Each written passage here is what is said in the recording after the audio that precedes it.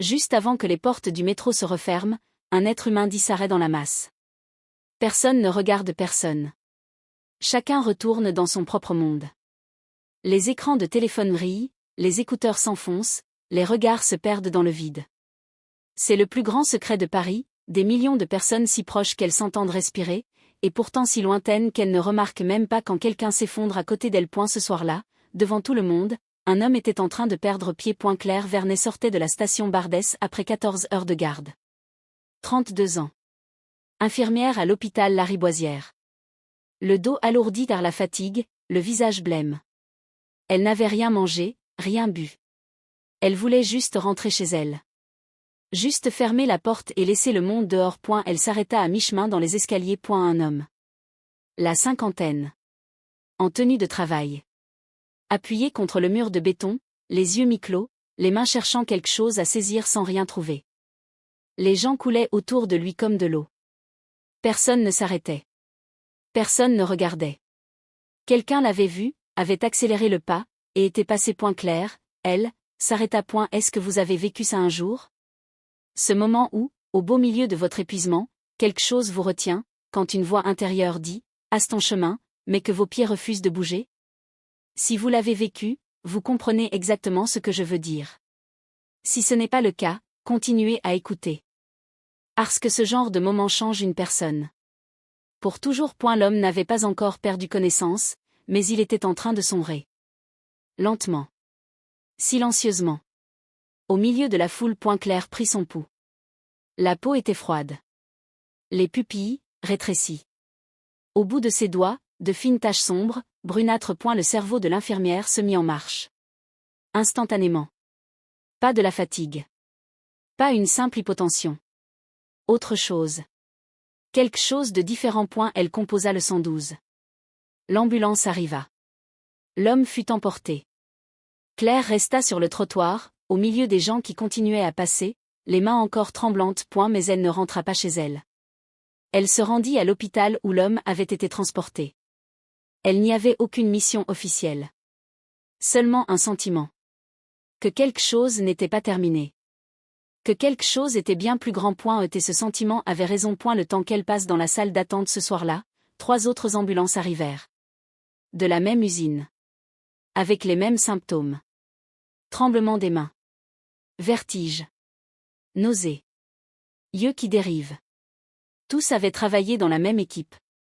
Tous avaient évolué dans le même environnement chimique, pendant des semaines, peut-être des mois. Quand le toxicologue regarda les résultats sanguins et dit ce qu'il avait à dire, dans cette petite salle de conférence, tout le monde se tut, les taux étaient entre 5 et 12 fois supérieurs aux valeurs normales. Et cela n'était pas le résultat d'une seule nuit de panne. C'était le résultat de mois de négligence. Des mois. Étaient dans cette usine, 170 personnes travaillaient. Claire passa la nuit à l'hôpital. Elle ne dormit pas. Elle prit des notes. Elle appela Sophie, son mentor, l'infirmière d'expérience. La voix de Sophie était différente ce soir-là. Plus lourde. Plus prudente. Claire, dit-elle, c'est énorme. Et les choses énormes changent les gens, ou les brisent. Claire raccrocha. Elle regarda Paris par la fenêtre. La ville dormait. Des millions de personnes dormaient en se croyant en sécurité. Mais parmi ces millions, dans les profondeurs des banlieues, dans les maisons des ouvriers de l'usine, des maris, des pères, des frères dormaient. Sans savoir. Sans se douter. Tandis qu'un produit chimique étranger continuait lentement de s'accumuler dans leur sang. À 7h30 du matin, avant même que l'équipe de jour commence, 14 nouvelles personnes se présentèrent aux urgences. Toutes de la même usine.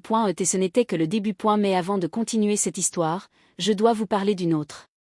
Parce que dans la même ville, au même jour, une autre infirmière vivait en plein cœur de son propre effondrement silencieux. Et ces deux histoires se rejoindraient dans un endroit bien plus profond qu'on ne pourrait l'imaginer. Léa Moreau. 29 ans. Infirmière à Lariboisière.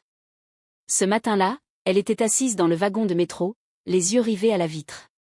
Sur sa blouse, à l'intérieur de son avant-bras gauche, une petite tache de sang séché. Elle ne l'avait même pas remarqué.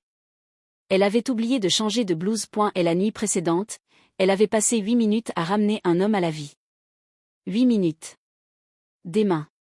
Une pression. Un rythme. L'homme était revenu. Et elle, ce matin, elle avait pris le métro, s'était adossée à la vitre froide. En regardant cette tache, le souvenir revint d'un coup. Et elle réalisa quelque chose, elle n'avait pas envie d'aller travailler. Pas seulement ce matin-là. Ça faisait des semaines. Mais ce matin, cette sensation était si nette qu'on aurait dit que quelqu'un l'avait effacée de l'intérieur. Les portes s'ouvrirent. Elle marcha. Parce qu'il n'y avait pas d'autre option. Du moins, c'est ce qu'elle croyait. Quand Léa entra dans le service, l'infirmière-chef Madame Derger ne leva pas la tête. Bonjour Léa. Comment s'est passée la nuit? La chambre 307 a fait un arrêt. 8 minutes. Il est vivant. Bon travail. 2 mots. En entendant ces 2 mots, quelque chose se brisa silencieusement en Léa. Une fissure. Personne ne l'entendit. Elle seule le ressentit. Ramener un homme à la vie en 8 minutes. C'est « bon travail » ? Comment appeler ça autrement? Comme quand on remplit un formulaire correctement? Comme quand on donne le bon médicament à la bonne heure? Une personne avait tenu le cœur d'une autre entre ses mains pendant 8 minutes. Et la réponse à ça, c'était « bon travail ». Léa hocha la tête.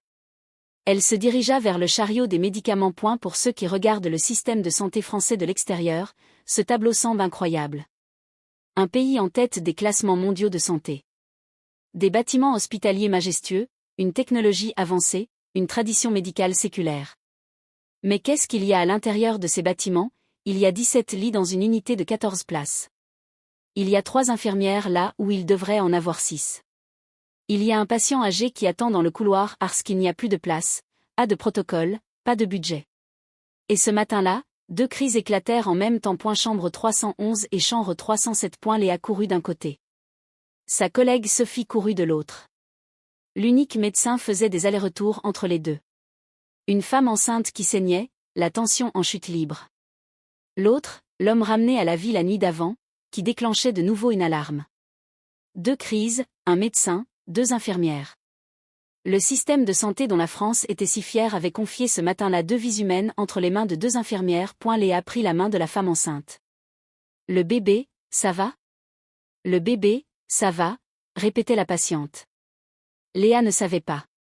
L'échographie était dans un autre service. Le bloc opératoire serait prêt dans 20 minutes. 20 minutes. La tension continuait de baisser. Elle ne lâcha pas sa main. Elle parla. Peu importait ce qu'elle disait. Ce qui comptait, c'était la voix. C'était la présence. Quand la patiente fut emmenée au bloc, la main de Léa se vida. Quelque chose était parti avec ce moment. Un poids difficile à nommer. À la fois le sens de ce qu'elle faisait, et ce que ça lui coûtait de continuer à le faire. Le lendemain, elle lut dans le rapport, la mère et l'enfant avaient été sauvés. Mais en recevant cette nouvelle, elle ne ressentit pas de joie. Elle prit juste une grande inspiration. Comme si même la joie s'était tarie. Comme si la joie était devenue un luxe qu'elle ne pouvait plus se permettre. Ce midi-là, elle descendit à la cafétéria. Mangea 3 bouchées. Une nouvelle infirmière, première semaine, les yeux encore intacts, vint s'asseoir à côté d'elle. C'est toujours comme ça ici? Autant de crises, aussi peu de monde? Léa ne put pas répondre. Ne voulut pas. Parce que la réponse aurait été « oui, tous les jours ». Et vous vous y habituerez. Ou vous partirez. 40% partent dans les 3 premières années. La France connaît ce chiffre. Elle a rédigé un rapport. Elle l'a rangé dans un tiroir. Bienvenue, dit-elle seulement. Ce soir-là, elle se rendit à la bibliothèque de l'hôpital. L'endroit où personne ne va. Cette petite salle où les revues médicales prennent la poussière. Et elle ouvrit le rapport sur l'épuisement professionnel des infirmiers français. 45% présentent des signes d'épuisement professionnel. 16% envisagent sérieusement de quitter la profession. 29% ne dorment pas régulièrement. Elle enfouit son visage dans ses mains. 45%. Près d'une infirmière sur 2. Et elle faisait partie de ce chiffre. Depuis quand? Elle ne l'avait pas calculé. Peut-être qu'elle avait peur de le faire. Et la fatigue ne disparaissait pas parce que le sommeil avait diminué. Le sommeil avait diminué parce que les gardes s'étaient allongés. Les gardes s'étaient allongés parce que le nombre d'infirmières avait baissé. Le nombre d'infirmières avait baissé parce que l'épuisement avait augmenté. Un cercle fermé. Une porte qui existe, mais sans que les points l'État avait vu ce rapport. En 2023. Il l'avait rangé point chaque matin, les infirmières se levaient et y allaient. Parce qu'il n'y avait pas d'autre choix. Du moins, c'est ce qui sent les points. Elle referma le rapport. Le remit sur l'étagère. Et dans cette petite salle aux odeurs de vieux papier, elle comprit quelque chose, être une statistique, c'est être invisible. Être un chiffre, ce n'est pas exister. Mais ce chiffre, elle le vivait dans son corps. Très proche. Très réel. Très concret. Les gens avaient arrêté de penser. Ils s'occupaient des patients sans même réaliser à quel point ils avaient perdu le fil de leur propre vie. Le soir, en rentrant, Léa s'assit sur un banc dans l'une de ces petites places parisiennes. Des rires s'échappaient des terrasses de café. Quelqu'un leva son verre, le cristal tinta. Ces sons arrivaient à elle comme depuis un autre monde. Comme de très loin. Comme à travers une vitre. Et Léa pleura. Pas de colère. La colère l'avait quittée depuis longtemps. Juste ce grand vide blanc et silencieux. C'est la couleur de l'épuisement. Pas le rouge ni le noir. Le blanc. La couleur des blouses. La couleur des murs. La couleur des néons d'hôpital. La couleur à laquelle les choses disparaissent lentement. Elle ne savait pas depuis combien de temps elle était là. 10 minutes. Peut-être 1 heure. Le temps avait cette façon étrange de se dissoudre quand on n'avait plus la force de le surveiller. Autour d'elle, Paris continuait. Les gens marchaient, commandaient, riaient. La ville ne s'arrêtait jamais. Et c'était peut-être ça, le plus difficile à supporter, que le monde continue de tourner au même rythme, indifférent, pendant que quelque chose en soit ralenti. Puis s'immobilise. Elle pensa à la femme enceinte de la chambre 311. À sa main dans la sienne. À ce moment suspendu entre 2 alarmes, 2 crises, 2 vies. Elle avait tenu cette main comme si c'était la seule chose concrète qui existait encore. Et maintenant, assise sur ce banc, elle ne savait plus quoi tenir. Elle se leva. Rentra. Dormit. Quand elle ouvrit les yeux le lendemain matin, elle regarda la tache de sang sur sa blouse. Petite, sèche, à l'intérieur de l'avant-bras gauche. Et elle réalisa alors, elle n'avait même pas pensé à en changer. Elle ne l'avait pas remarqué. Elle était passée à autre chose. La veille encore, c'était quelque chose d'impensable pour elle. Mais désormais c'était possible. Désormais, ça arrivait. Le cycle n'avait pas recommencé. Le cycle avait commencé bien avant. De l'autre côté de la ville, Claire se retrouvait au cœur de quelque chose de bien plus grand. Pendant que les ouvriers de l'usine étaient allongés dans leur lit, pendant que les rapports toxicologiques arrivaient, Claire parlait dans le couloir avec son mentor, Sophie. Sophie était calme, mais nette. Ce n'est pas qu'une simple affaire industrielle. Si tu veux que ça aille plus loin, il faut trouver un moyen. Mais sois prudente. Être prudente, ça veut dire quoi ici, dit Claire. Sophie s'arrêta. Regarda au bout du couloir. Parla à voix basse. Cette usine emploie 500 personnes dans la région. Elle a des connexions politiques. La société de contrôle appartient à des proches de responsables officiels. Dans un système comme celui-là, quand on élève la voix, parfois c'est la voix qu'on étouffe. J'ai déjà vu ça. Claire le savait. Mais savoir, ce n'est pas accepter. Ce soir-là, elle parla à l'un des ouvriers, Bertrand Collet. Il commençait à aller mieux. Sa femme était assise dans le coin de la chambre, les mains croisées sur les genoux, les yeux fatigués, comme si elle essayait de prendre le moins de place possible. « Vous avez déjà porté plainte ?» demanda Claire. « Partout, » dit Bertrand. Un sourire amer. Au syndicat. À la mairie. Au ministère. Ça a commencé il y a 2 ans. D'abord des maux de tête légers. Puis des tremblements dans les mains. Quelques collègues ont vu des médecins. On leur a dit que c'était du stress. On leur a conseillé des compléments en vitamines. Sa femme prit la parole pour la première fois.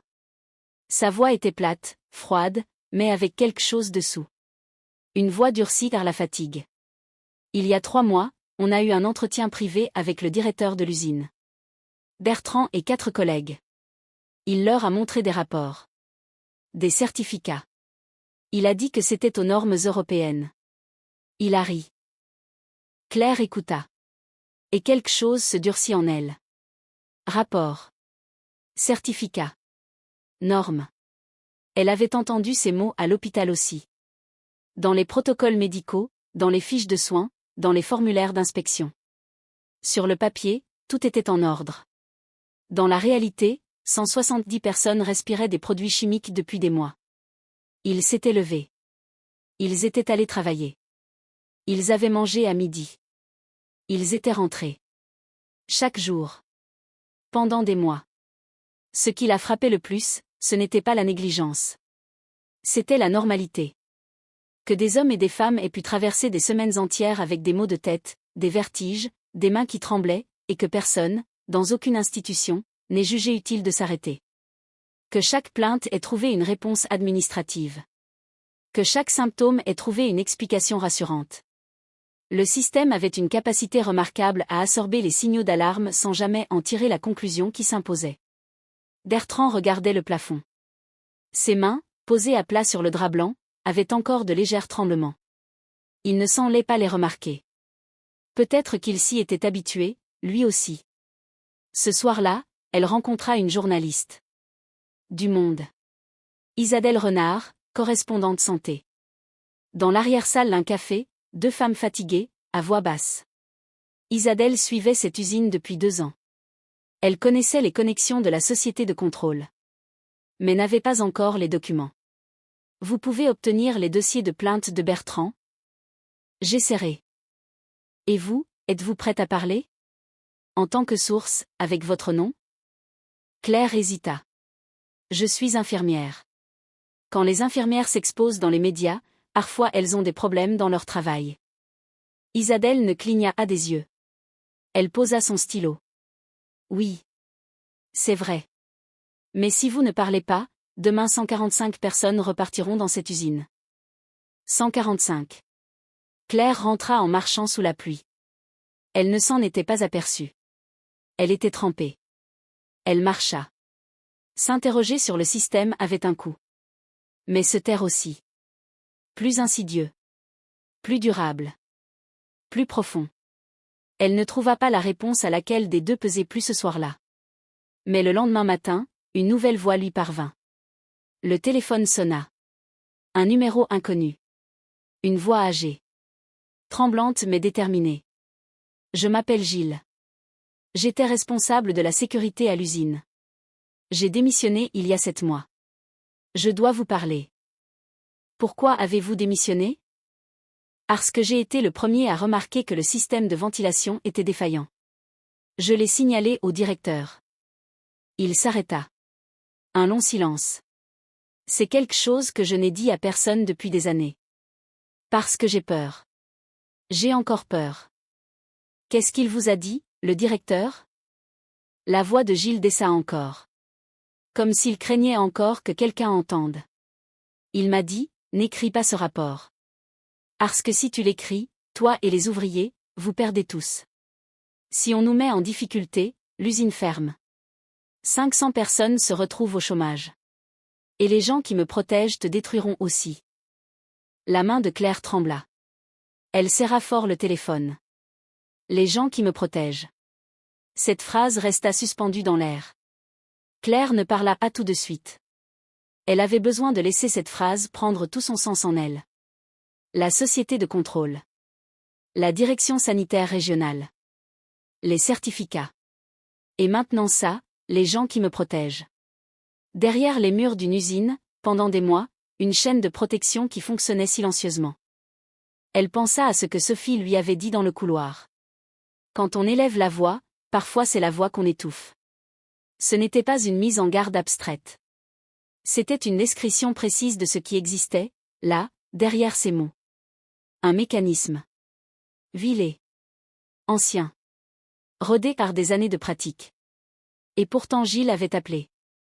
Après 7 mois de silence, après 7 mois de peur, il avait décroché son téléphone et composé un numéro. Ce geste-là aussi était une forme de courage. Pas spectaculaire. Pas visible. Juste une voix qui tremble et qui parle quand même. Elle appela Isabelle. Maître Villain, l'avocate des ouvriers, entra en jeu. Gilles apporta les documents. Sur une clé USB. Des registres de maintenance, des filtres extraits du système interne, des dates, des signatures, des durées de négligence. Tout était là. Noir sur blanc, daté, signé. Et avant que les inspecteurs se rendent à l'usine, le directeur ferma le bâtiment pour maintenance technique. Quelqu'un les avait avertis. Mais il était trop tard. Les documents avaient déjà été récupérés. Dans ces mêmes jours, Léa menait sa propre guerre silencieuse. En vérifiant les stocks de médicaments, les chiffres ne correspondaient pas à ampoules de morphine. La semaine précédente, 40. La moyenne du mois, 28. 40% d'écart. Nombre de patients identiques. Elle en parla à Madame Derger. Normal, dit la chef. Il y a eu une forte affluence. Mais les chiffres. Léa. Sa voix se refroidit d'un degré. Remplis le formulaire. Ne te mêle pas d'autre chose. Elle se retourna. Partit. Léa resta là. Registre en main. Une seule question tournait dans sa tête, est-ce que « normal » était vraiment normal? Ou est-ce qu'il voulait qu'elle ne voie pas? La différence entre ces deux choses semblait petite. Mais en réalité, elle était immense. Elle prit une note. La glissa dans sa poche. Elle ne se demanda pas pourquoi elle était restée silencieuse. Parce qu'elle connaissait la réponse. Ce n'était pas de la peur. C'était de la fatigue. Elle n'avait pas l'énergie de se battre, d'insister, d'expliquer. Et c'était peut-être la chose la plus inquiétante. Même pas de la colère. Juste de la fatigue. Ce jour-là, elle se tut. Ce jour-là seulement. Dans les jours qui suivirent, Léa retourna à la bibliothèque de l'hôpital. Et elle rouvrit le rapport sur l'épuisement professionnel des infirmiers français. 45%. Des signes d'épuisement. 16% envisagent sérieusement de quitter la profession. 29%. Ne dorment pas régulièrement. Elle enfouit à nouveau son visage dans ses mains. 45%. Près d'une infirmière sur deux. Et elle était dans ce chiffre. Depuis quand? Elle ne l'avait pas calculé. Peut-être qu'elle avait peur de le faire. La fatigue ne s'en allait pas parce que le sommeil avait diminué. Le sommeil avait diminué parce que les gardes s'étaient allongés. Les gardes s'étaient allongés parce que le nombre d'infirmières avait baissé. Le nombre d'infirmières avait baissé parce que l'épuisement avait augmenté. Un cercle fermé. Une porte, pas de clé. L'État avait vu ce rapport. En 2023. Il l'avait rangé. Et chaque matin, les infirmières se levaient. Et y allaient. Parce qu'il n'y avait pas d'autre choix. Du moins, c'est ce qui semblait. Elle referma le rapport. Le remit sur l'étagère. Et dans cette petite pièce, elle comprit, être une statistique, c'est être invisible. Être un chiffre, ce n'est pas exister. Mais ce chiffre vivait dans son corps. Très proche. Très réel. Très concret. Il y avait quelque chose d'étrange dans le fait de lire un rapport qui vous décrivait. Comme se voir dans un miroir déformant, la forme était là, reconnaissable, mais les contours ne correspondaient pas tout à fait à ce qu'on ressentait de l'intérieur. Les chiffres ne savaient pas que le chiffre avait un prénom. Ils ne savaient pas qu'il rentrait chez lui le soir avec les mains qui sentaient le désinfectant. Ils ne savaient pas qu'il avait tenu le cœur d'un homme pendant 8 minutes, et que personne n'avait jugé utile de lui demander comment il allait, après. Mais peut-être que c'était pour ça qu'elle était revenue dans cette bibliothèque. Pour trouver des réponses. Pour ne plus être seule avec les questions.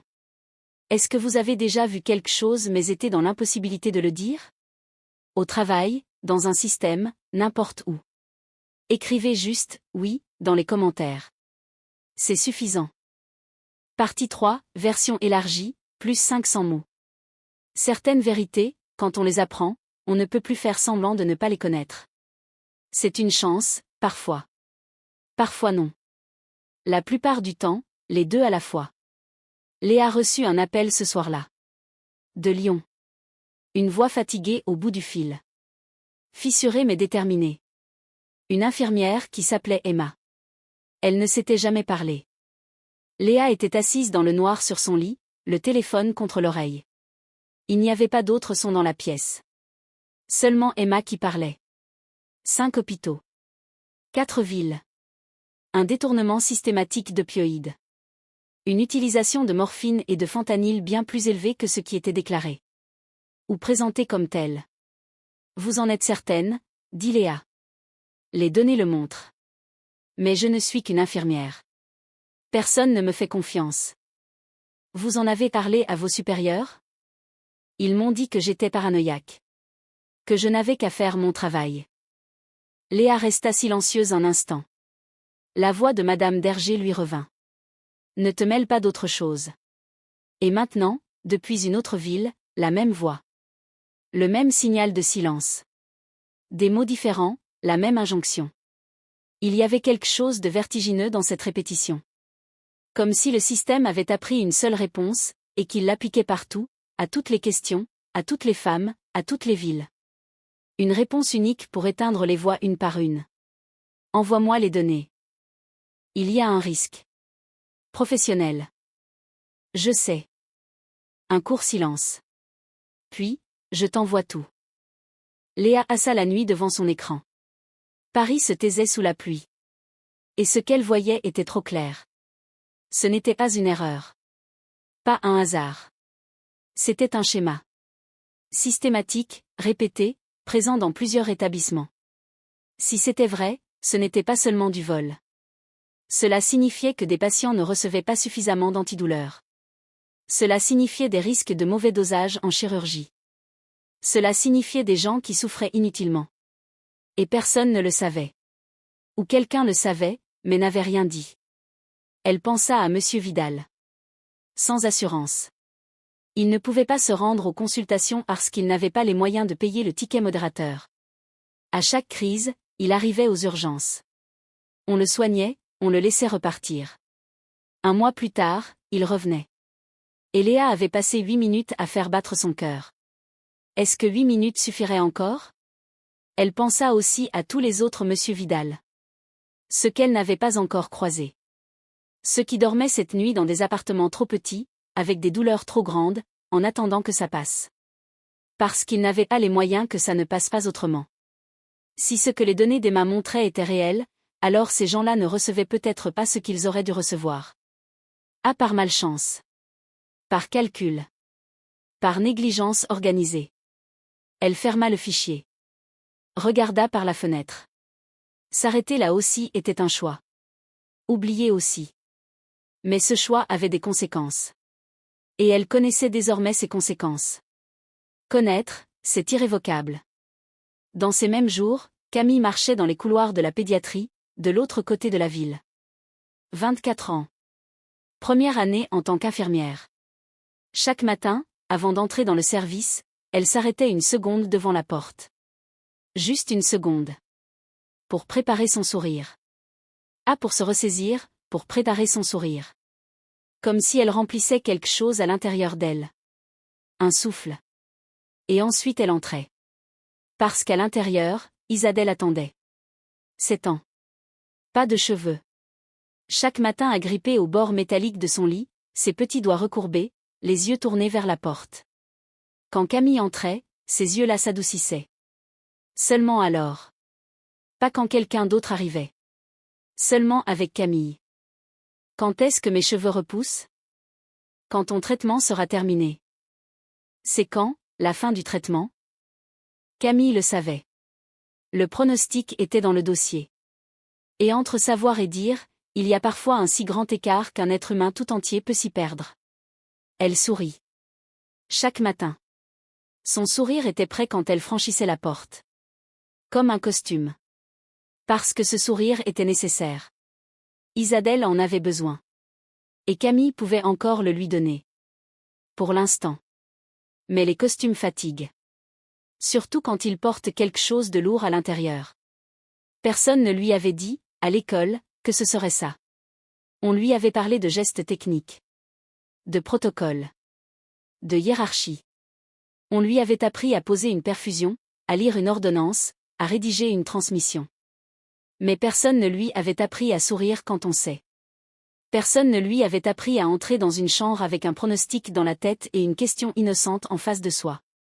Personne ne lui avait dit que certains matins, préparer son sourire demanderait plus d'efforts que n'importe quel geste médical de la journée. Un après-midi, le chef de service l'a pris à part. Les nouveaux résultats étaient arrivés. Le visage de Camille ne changea pas. Ce n'était pas une compétence, c'était une armure. Quelque chose qui s'acquiert en quelques mois seulement, et pas en années. Elle sortit de la chambre. Marcha dans le couloir.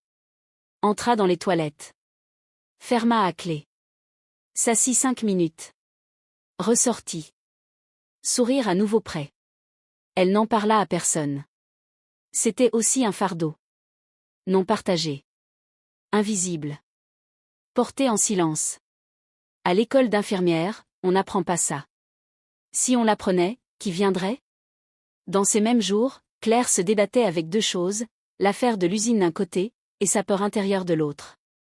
Maître Villain, l'avocate des ouvriers, lui avait demandé de témoigner officiellement, de parler aux médias. Ça m'effraie, dit Claire franchement. Pourquoi? Parce que je suis infirmière. Quand les infirmières prennent la parole publiquement, elles ont parfois des difficultés dans leur travail. Maître Villain attendit un instant en silence. Puis, oui. C'est vrai. Mais si vous ne parlez pas, demain 145 personnes iront encore dans cette usine. Et ce rapport d'inspection, selon vous, que va-t-il dire? Claire ne répondit pas. Parce qu'elle savait. Isabelle publia son article. Dans l'édition numérique du Monde. Sous le vrai nom de Gilles. Avec les documents en annexe. Des références au rapport toxicologique. Et un paragraphe, selon l'infirmière Claire, qui avait effectué seule la première prise en charge, le système fonctionnait ainsi non seulement dans une usine mais dans de nombreux endroits. Les gens portaient plainte. Personne n'écoutait. Jusqu'à ce que quelqu'un meure. 48 heures plus tard, le ministère de la Santé ouvrait une enquête officielle. Les dossiers de la société de contrôle furent suspendus. L'usine fut fermée. Pour une durée indéterminée. Ce soir-là, Claire s'assit dans sa chambre. Et elle ne ressentit rien. Ou elle ressentit quelque chose, mais ne sut pas le nommer. Quelque part entre la fatigue et le soulagement. Quelque chose de terminé et quelque chose qui commençait, simultanément. Il n'y avait pas de mot pour ça. Elle avait fait ce qu'elle avait pu faire. Pas plus. Pas moins. Elle n'avait pas sauvé 145 personnes à elle seule. Elle avait juste refusé de regarder ailleurs. Et ce refus-là, au fil des semaines, avait rencontré d'autres refus, celui de Gilles, celui d'Isabelle, celui de Maître Villain, et ensemble, ces refus avaient produit quelque chose. Pas un miracle. Juste une conséquence logique de ne pas se taire. Sophie la trouva sur le toit de l'hôpital. Claire y montait toujours pour penser. Sophie s'assit à côté d'elle. Longtemps sans parler. Puis. Tu as fait quelque chose. Je n'étais pas seule. Je sais. Mais c'est toi qui t'es arrêtée. Dans les escaliers du métro. Après ta garde. Tu aurais pu continuer à marcher. Claire regarda ses mains. Craquelées, sèches, décolorées par le désinfectant. Et pour la première fois ce jour-là, elle comprit, s'être arrêtée n'était pas une faiblesse. Mais c'était un prix à payer. Il fallait que quelqu'un le paie. Et c'était elle. Sophie continua, ça te détruit et ça te sauve en même temps. Claire ne répondit pas. Elle regarda Paris.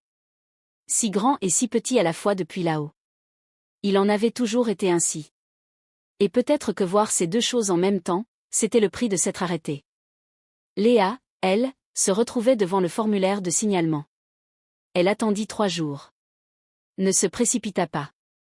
Parce qu'accuser un système, c'était immense. Et à chaque fois qu'elle revenait aux données, elle arrivait au même résultat.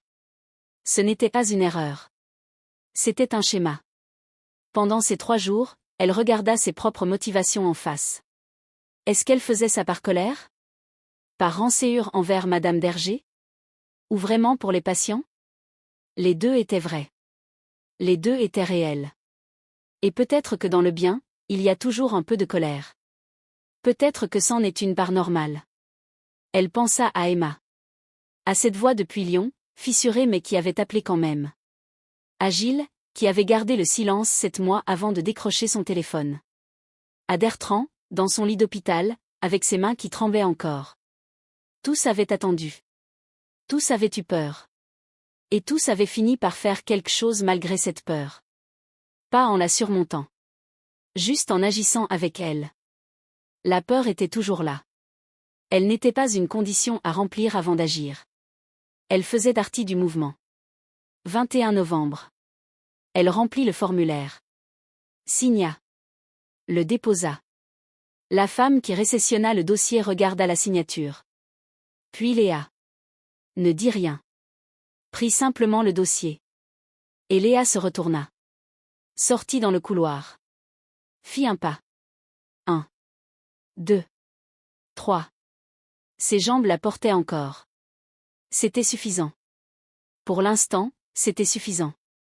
Ses mains tremblaient. Mais on peut marcher en tremblant. Ce que Léa ressentit cette nuit-là, vous l'apprendrez dans la 4e partie. Et cette partie est la plus difficile de cette histoire. La plus honnête. Parce que c'est là que vous verrez ce qui se passe réellement quand on ose questionner un système. Questionner le système n'était pas gratuit. C'est une phrase courte. Simple. Mais elle contient un monde entier. Et Léa allait en ressentir le poids. La salle de réunion était grande. La table, longue. En face d'elle, 4 chaises, 4 personnes. Le directeur administratif, le directeur médical, la directrice des soins infirmiers, le conseiller juridique. Le conseiller juridique n'était pas là pour la soutenir.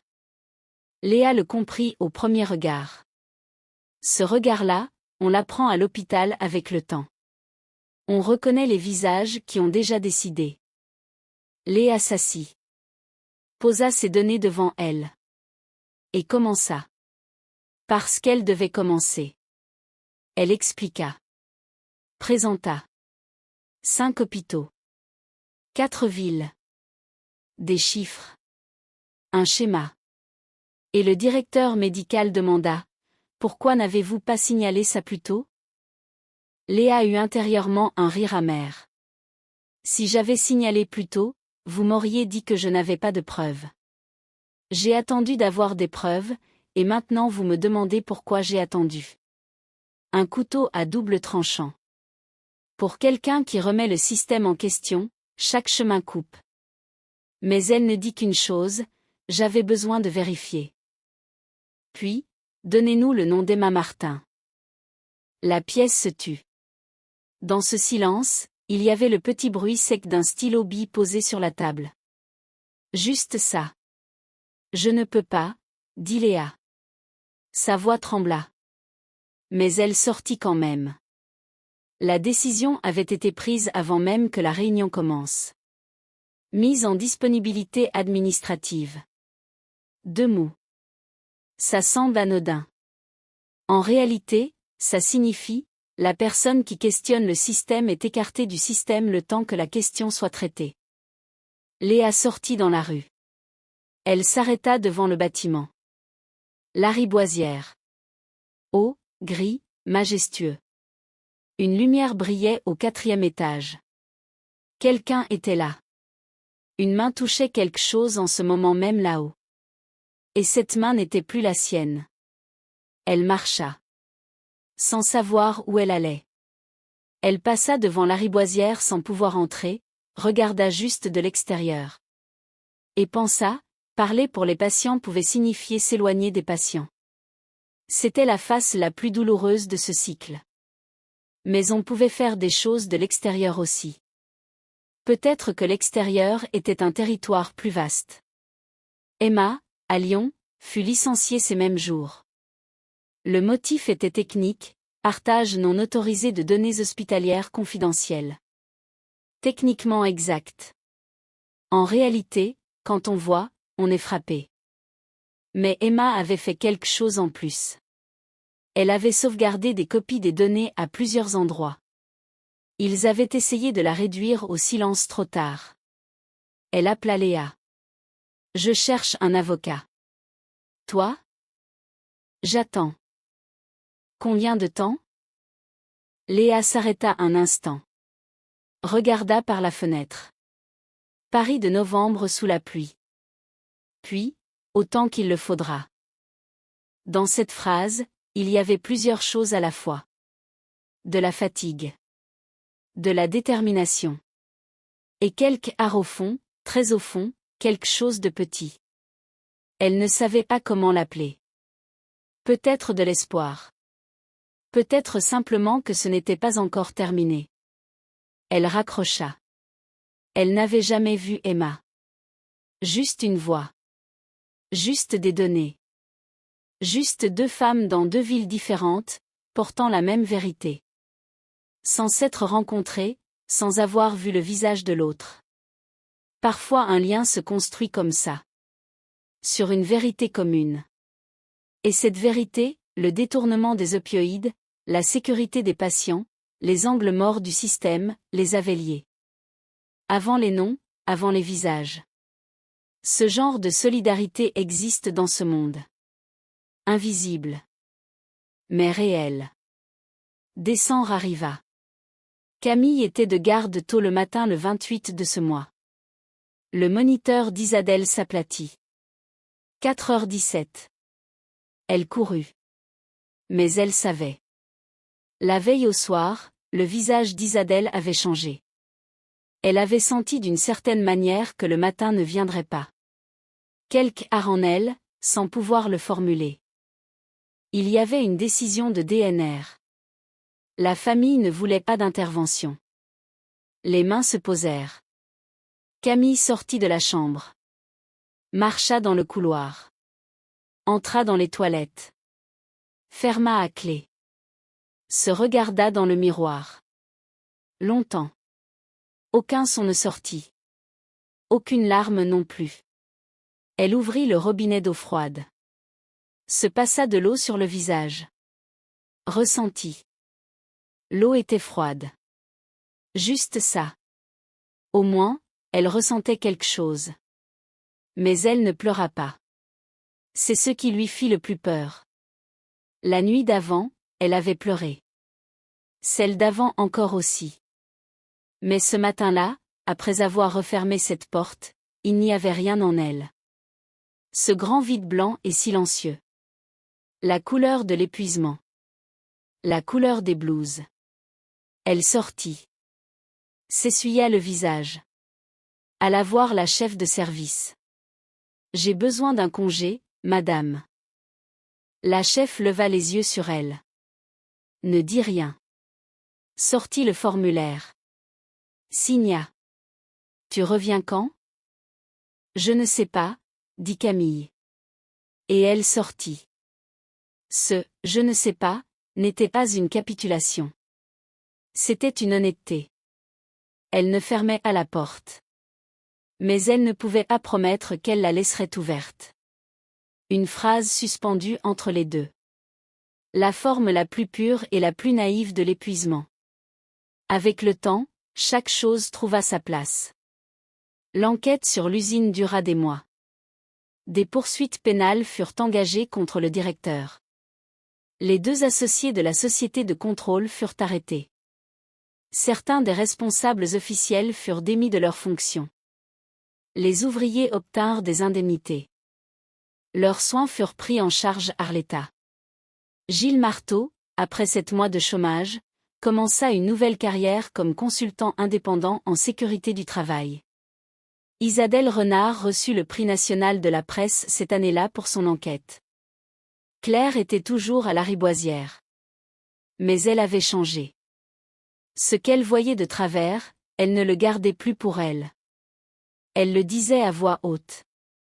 Elle allait aux réunions syndicales. Elle accompagnait les jeunes infirmières. Et un jour, une nouvelle infirmière arriva. 24 ans. La peur lisible dans les yeux. Tu as peur? Lui demanda Claire. Beaucoup. C'est bien. La peur te garde éveillé. Mais sache aussi que tu peux dire ici ce que tu vois de travers. À moi, à Sophie, à n'importe qui. Parce que parfois, quand une infirmière s'arrête, ça change des choses bien plus grandes qu'elle ne l'imagine. La jeune femme sourit. Un sourire plein d'espoir, pas encore brisé. Claire vit ce sourire et pensa, le système est peut-être trop grand. Les problèmes peut-être trop profonds. Une seule personne peut sembler bien petite. Mais dans les escaliers du métro, un homme chancelait. Et elle s'était arrêtée. Parfois, c'est tout ce qu'il faut. S'arrêter.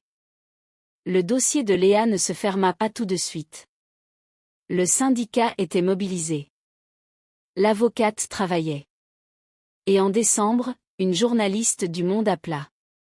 Nous réalisons un reportage sur le détournement de médicaments dans les hôpitaux français.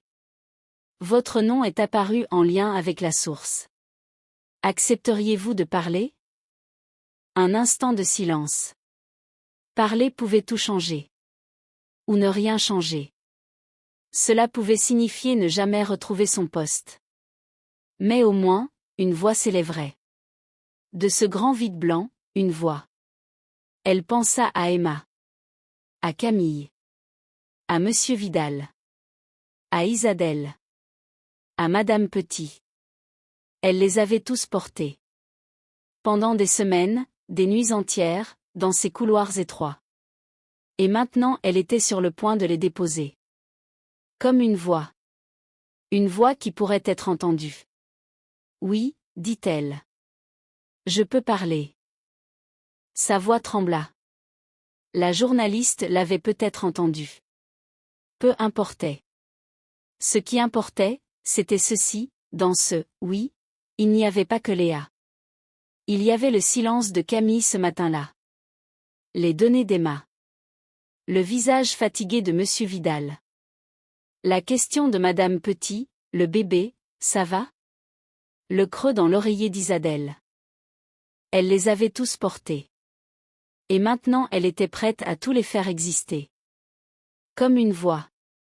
Comme une vérité. Comme un témoignage. Peut-être que c'est ça, l'autre côté de l'épuisement, transformer ce qu'on a porté en quelque chose qui a du sens. Ou peut-être que c'était simplement ce qu'elle pouvait faire, en tant qu'infirmière, en tant qu'être humain. Elle parla. Et Paris, ce Paris gris et pluvieux de décembre, l'écouta un instant. Camille revint. 6 semaines plus tard. Elle marcha dans le couloir. Passa devant la chambre d'Isabelle. La porte était fermée.